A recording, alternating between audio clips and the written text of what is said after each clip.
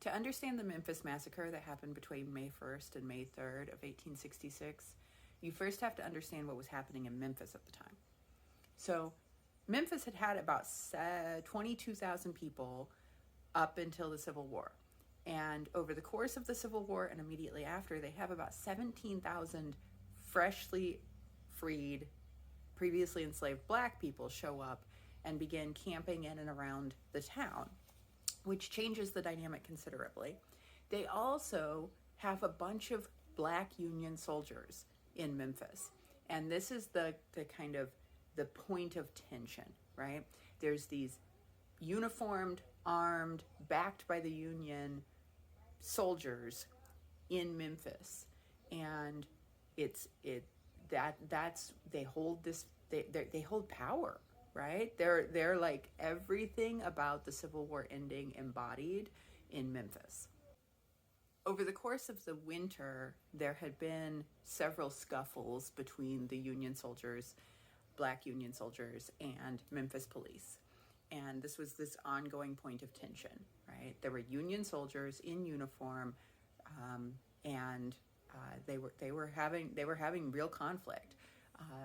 There had been laws attempted to be passed to ban black people from congregating, having dances, having parties.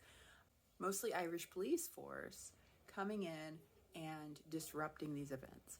And in one case, they actually came in and attempted to arrest a bunch of the black Union soldiers' wives for prostitution at one of these events. And that didn't go over well because they weren't prostitutes, they were their literal wives.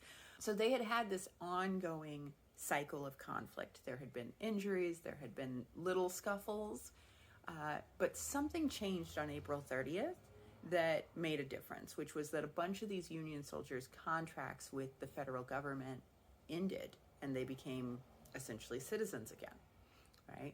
And that was what actually probably was the tipping point of the Memphis Massacre, was that literally 3 hours later, the Memphis Massacre starts, right? But they didn't frame it that way. They framed it as Irish white conflict with black freedmen conflict.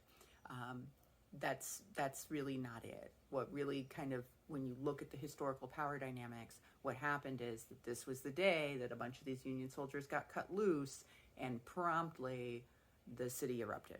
So what happens is there's this conflict with the policeman. The policeman says to one of the Union soldiers, "Your old father Abe Lincoln is dead and damned." They have a conflict in the street. They kind of have a scuffle, and then this massacre unfolds, right? 40 black people are unalived during this process, and 100 buildings are burnt. That includes all 4 of the black schools in South Memphis. All 7 of the black churches are burnt to the ground, and a bunch of people are injured. It is really one of the first, we're gonna go so total annihilation that the black population chooses to leave, right? And that's what happened. There was this mass exodus that we begin seeing repeated in smaller scales in small towns across the South and Midwest, across the 1800s and early 1900s. But this is this huge one, and it is absolutely devastating to this population that had begun rebuilding in South Memphis. In the lead up to the Memphis Massacre that happened between May 1st and May 3rd of 1866, you had this labor conflict happening in Memphis too that really matters. So there's this guy named General Dudley. He's in charge of the Freedmen's Bureau there. And he finds himself under all this pressure from white landowners that had been growing cotton outside of Memphis to get the labor back out to the plantations, even though the Emancipation Proclamation had happened, the Civil War had happened. Theoretically, these were free people. But the 14th Amendment hadn't happened, and like big chunks of the South and in Memphis were going to try to figure out how to just kind of slide back into what they had been doing. And Dudley, General Dudley, was part of this and had a team going through Memphis and scooping up people who were vagrants was the language, but really it seems to be whoever he felt like, and taking them physically back out to these plantations under the guise of now they're going to be paid for their labor, but they can't stay in Memphis, physically scoops them up and takes them back out there. There's a guy named Reverend T.E. Bliss, who's a white pastor at a Union church in Memphis, and he wrote a letter to Dudley that I think sums this up, right? And it says, "How is it that the colored children in Memphis, even with their spelling books in their hands, are caught up by your order and taken to the same place, and there insolently told they had better be picking cotton? Is it for the purpose of conciliating their old rebel masters and assisting them to get help to secure their cotton crop? Has it come to this, that the most common rights of these poor people are thus to be trampled upon for the benefit of those who have only wronged them all their days?" And then Reverend Bliss goes on and says, "What a mockery to call these freedmen who are still subject to such things."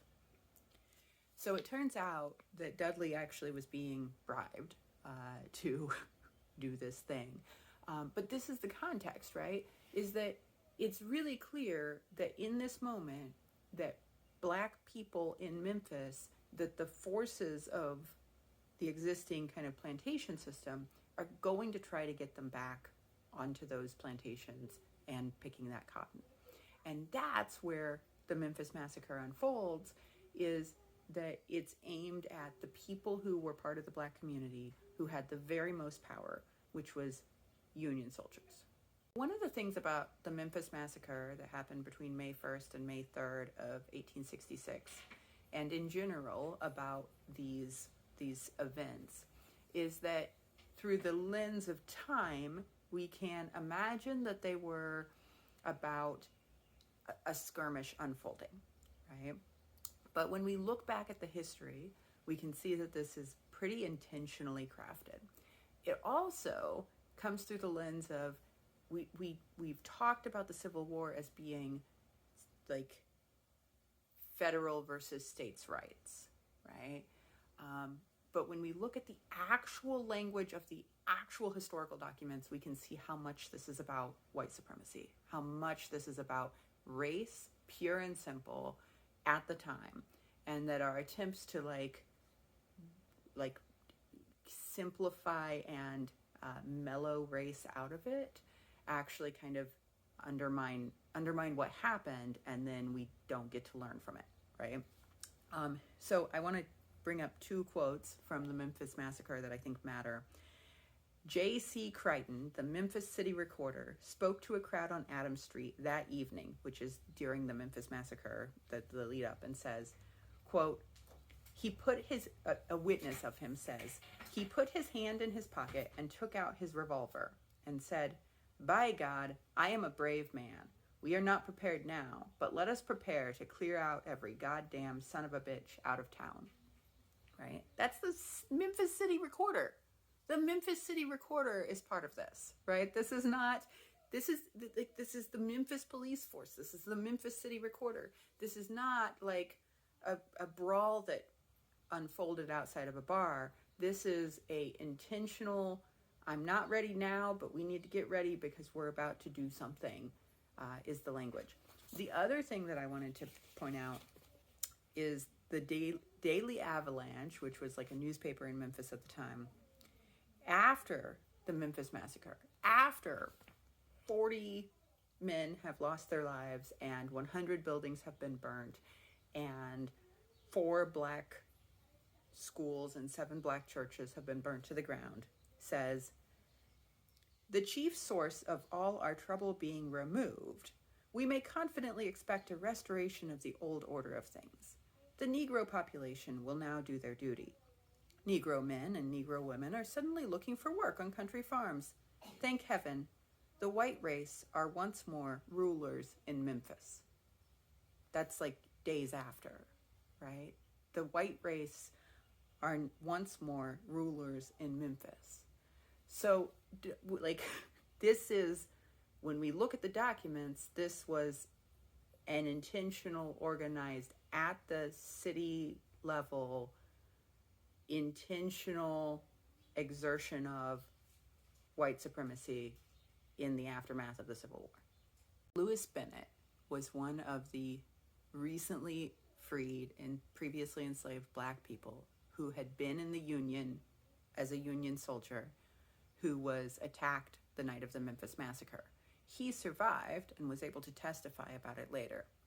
The Memphis Massacre occurred between May 1st and May 3rd of 1866, and it was specifically aimed at all of these Union soldiers. Many of them had just ended their contracts the day before, and the Memphis City Police, Memphis City Recorders, all of these people essentially attacked and attempted to shove them out of the city as violently as possible. 40 mostly black soldiers lost their lives.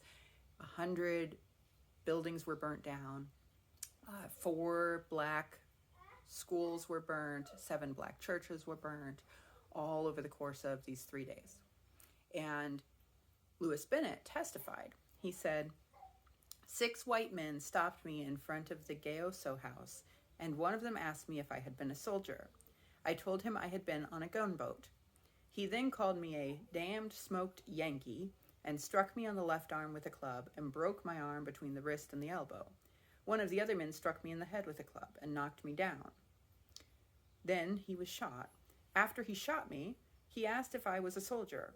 I said no. He said it was a good thing I was not, and then he went along. The men who had broke in then said, they asked me if I was a soldier, said I had better not own it if I had. So they're literally going along and asking Union soldiers if they had been Union soldiers, and then when they said they had, attacking them, and then asking again, and if they say no, that wasn't even part of their identity or experience anymore, then leaving them. And that was what the Memphis Massacre was all about. I wanted to put this information separate because it's Scroll if this is not for you. Scroll if you don't have the energy for this. But one thing about the Memphis Massacre that is really worth mentioning is that in the aftermath, that 4 women testified who were the wives and sisters of Union soldiers, black women who were assaulted during the Memphis Massacre, right? And I wanted to say their names and name how incredibly brave testifying in the aftermath of that was. So Frances Thompson and Lucy Smith were home alone when 7 men came in, and they testified after, quote, there were some pictures in the room. We had General Hooker and some other Union officers, and they said they would not have hurt us so bad if it had not been for those pictures.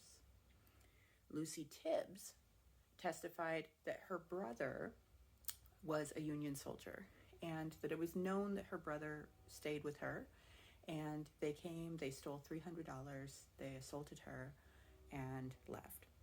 And then Harriet Armour's husband was at Fort Pickering during the massacre, and they came to her house. And Harriet Armour didn't actually testify, but other people around her testified. And one of the quotes that came out during that is a quote that says, she has sometimes been a little deranged since then. Her husband left her after he found out what had been done. He said he would not have anything to do with her anymore.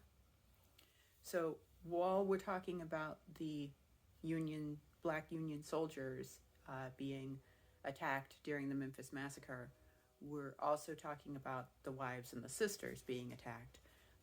And we have that documented that they were specifically going after these women that during that 3-day period as a way of re-exerting control.